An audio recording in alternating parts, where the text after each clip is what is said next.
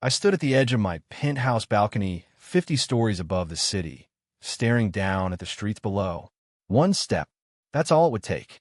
One step, and all of this emptiness would finally end. My hand gripped the railing, knuckles white. Marcus Blackwell, you step away from that edge right now. The voice cut through the wind like a machete. Marcus spun around to see Rosa Martinez, his 62-year-old maid, standing in the doorway with her hands on her hips and fire in her eyes. I wasn't. Marcus stammered. Don't you lie to me, boy. I've been cleaning up after you for 15 years. I know when you're at your worst.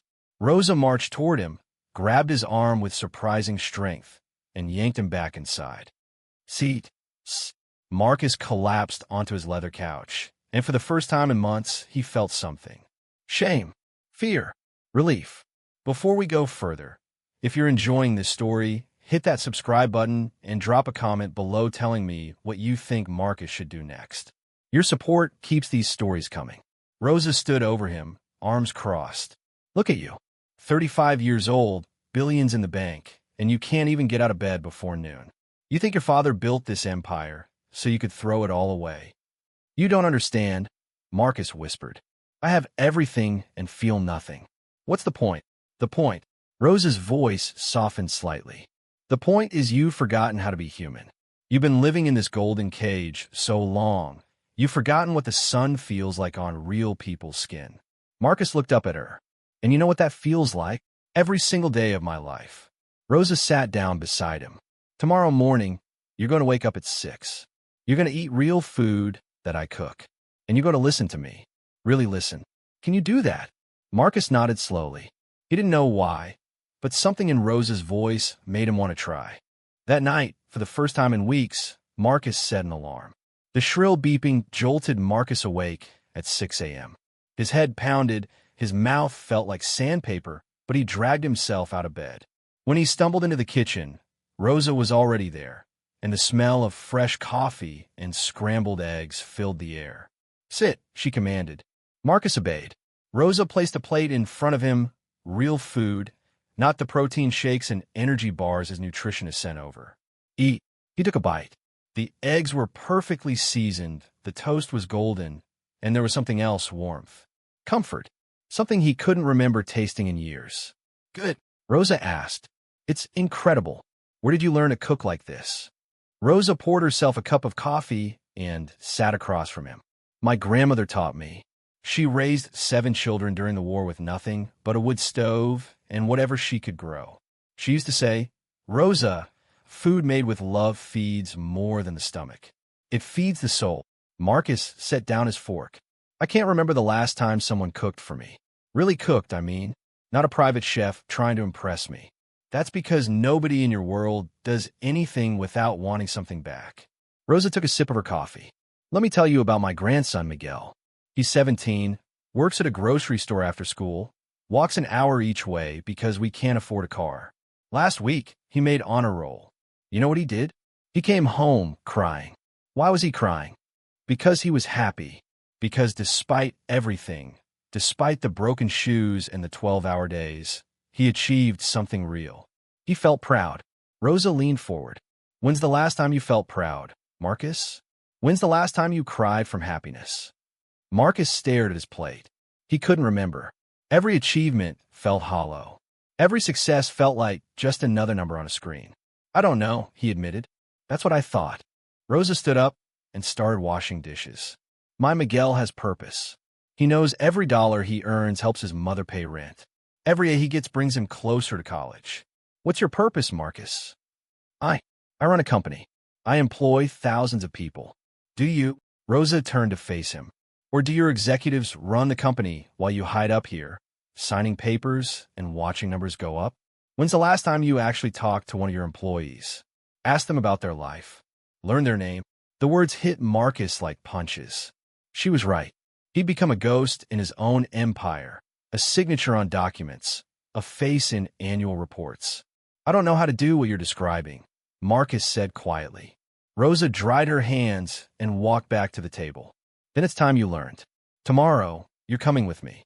Coming with you where? To see how real people live. To my neighborhood. to meet Miguel and his mother and the people at our community center. Rosa's eyes challenged him. Unless you're too afraid. I'm not afraid, Marcus said, but his voice betrayed him. Good. Then it's settled. 6 a.m. tomorrow. Wear old clothes. And Marcus. Rosa picked up her cleaning supplies. Don't you dare stand on that balcony again. You want to throw your life away? Fine. But not before you see what life actually looks like for people who are fighting to keep theirs. She left him sitting there, alone with his thoughts and the lingering taste of eggs made with love. The next morning, Marcus stood in front of his closet, staring at rows of designer suits and expensive casual wear. Everything screamed money. He dug to the back and found an old college sweatshirt and jeans he'd forgotten he owned. When he emerged, Rosa actually smiled. Now you look like a person, she said. They took the subway. Marcus couldn't remember the last time he'd been underground with regular commuters. People pressed against each other, some reading, some sleeping, some staring into space with exhausted eyes. A young mother struggled with a stroller and 2 shopping bags. Before Marcus could move, Rosa was already there, helping her. Thank you, Rosa, the woman said warmly. Anytime, Patricia. How's your boy? Better. The medicine's helping. I don't know what we would have done without the community center's assistance. Marcus watched the exchange, seeing how Rosa lit up the woman's face with just a few kind words. When they exited the subway, they walked through neighborhoods Marcus had only seen from helicopter rides. Buildings with peeling paint. Kids playing in streets with more potholes than pavement. But also laughter. Music from open windows. Neighbors greeting each other. This is my world, Rosa said. This is where I've lived for 30 years. They arrived at a community center, a converted warehouse with a hand-painted sign. Inside, Marcus saw worn furniture, outdated computers, a basketball court with a hoop that had no net, and dozens of people, kids doing homework, elderly people playing dominoes, volunteers serving food. Rosa, a teenage boy, ran over and hugged her. He was tall, lean, with intelligent eyes and a worn backpack. Miguel, this is Marcus. He's a friend. Marcus, this is my grandson. Miguel extended his hand. Nice to meet you, sir. His grip was firm, his eyes direct. Marcus felt immediately disarmed. Nice to meet you, too. You here to volunteer? Miguel asked. Yes. Yes, I am. Cool. We're always short on help. You need good at math? We've got some kids struggling with algebra. For the next 3 hours, Marcus helped kids with homework. He played basketball with teenagers who ran circles around him. He listened to an elderly veteran tell stories about immigrating with $10 in his pocket and building a life through sheer determination. He watched Rosa move through the space like a queen, knowing everyone's name, everyone's story, everyone's struggles. During a break, Marcus sat with Miguel on the worn bleachers. My grandmother talks about you sometimes, Miguel said. Marcus's heart skipped. She does. Yeah, she says you're the saddest rich person she's ever met. No offense. Marcus laughed, a real laugh that surprised him. None taken. She's probably right. Can I ask you something? Miguel bounced the basketball absently. If you have all that money, why are you sad? Like, I work 40 hours a week on top of school, my mom works 2 jobs, and we're still barely making it. But we're not sad. Stressed, sure. Tired, absolutely. But not sad. Why aren't you sad? Marcus asked. Miguel thought for a moment. Because I know why I'm doing it. I'm getting good grades so I can get into college. I'm working so my mom doesn't have to work 3 jobs. I'm helping at the community center because these people helped us when we had nothing. Everything means something, you know? Every hour I work, every test I pass, it matters. Does what you do matter? The question hung in the air. Marcus opened his mouth, then closed it. He made billions. He disrupted industries. He'd been on magazine covers. But did any of it matter? Who had he helped? Who remembered him for anything other than his net worth? No, Marcus finally said. I don't think it does. Miguel nadie. Then maybe that's your problem. Maybe you need to find something that matters. Before Marcus could respond, a commotion erupted across the gym. A woman was crying, holding a letter. Rosa rushed over, read it, and her face fell. Marcus and Miguel followed. What happened? Miguel asked.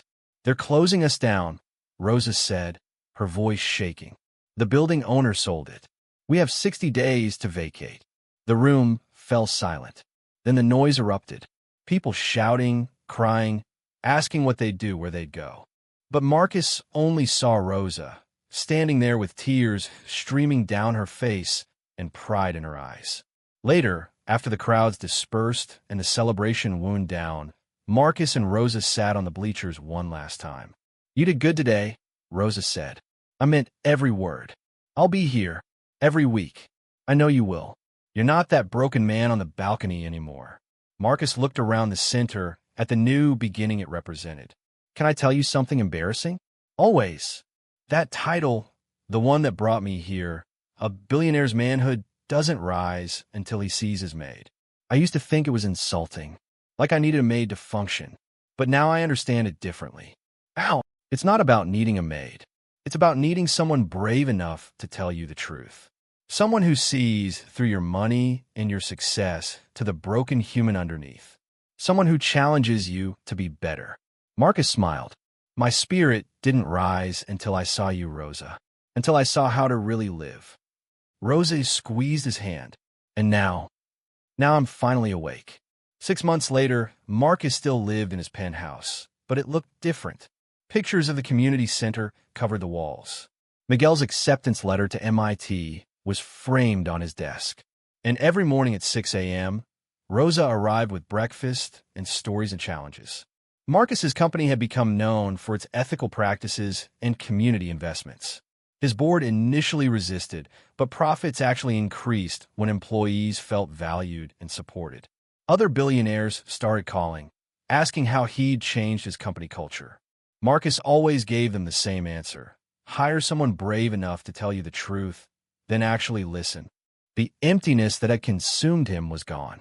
He still had hard days. He still struggled with anxiety and pressure. But now he had purpose. He had community. He had Rosa. Miguel turned the laptop screen. It showed college applications. "I'm applying to MIT, Stanford, and Caltech. Full scholarships.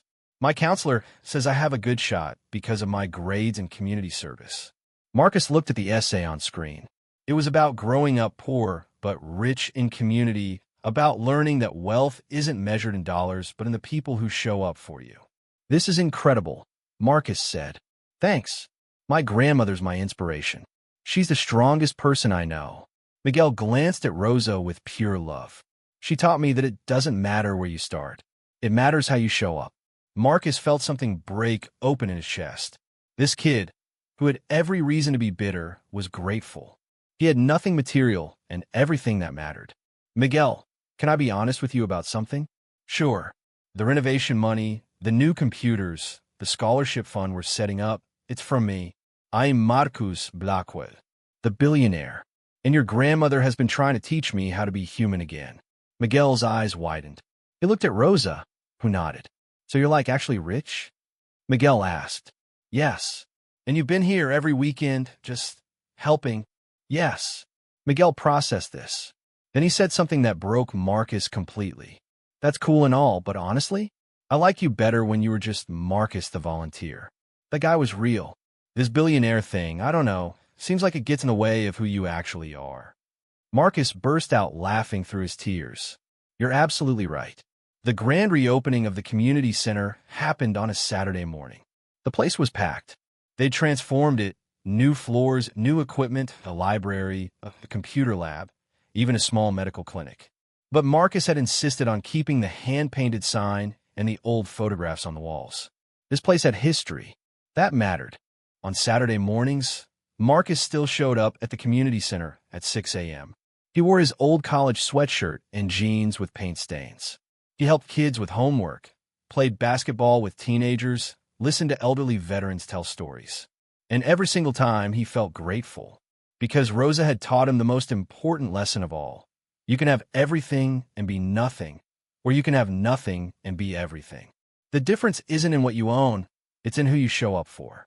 Marcus Blackwell had finally learned to rise, not through achievement or wealth or success, but through the simple act of being human. It had saved his life. If this story moved you, if it made you think about your own purpose, hit that subscribe button right now. Drop a comment telling me about someone who changed your life like Rosa changed Marcus's. And hit that like button to help this story reach more people who might need to hear it. Because sometimes we all need someone brave enough to pull us back from the edge and show us how to really live. Thanks for watching, and I'll see you in the next story.